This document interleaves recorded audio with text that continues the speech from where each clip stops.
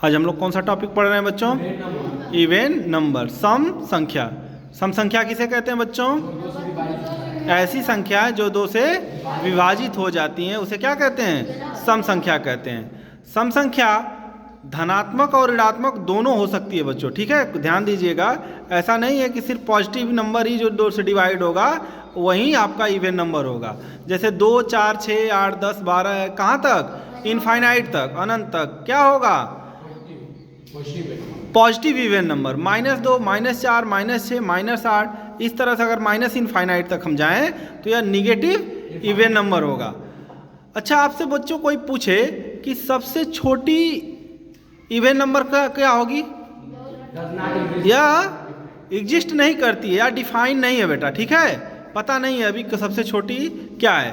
अगर आपसे कोई पूछ दे सबसे बड़ी सम संख्या तो यह भी डज नॉट एग्जिस्ट, ठीक है। लेकिन अगर आपसे कोई पूछ दे सबसे छोटी पॉजिटिव यानी कि पॉजिटिव इवेन नंबर धनात्मक सम संख्या तो यह क्या होगी? 2 होगी।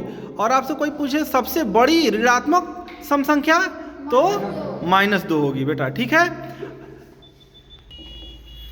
अब है बच्चों ऑड नंबर यानी कि विषम संख्या।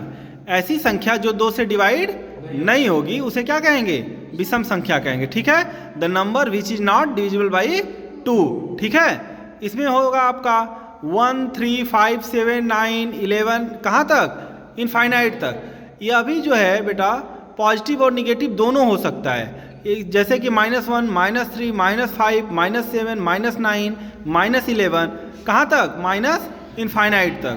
तो जो हमारा ऑड नंबर है यह पॉजिटिव भी हो सकता है और निगेटिव भी हो सकता है। इस बेसिस पर अगर आपसे कोई पूछे कि स्मॉलेस्ट ऑड नंबर क्या होगा, सबसे छोटा ऑड नंबर, तो यह क्या आप कहेंगे? डज नॉट एग्जिस्ट या नॉट डिफाइन।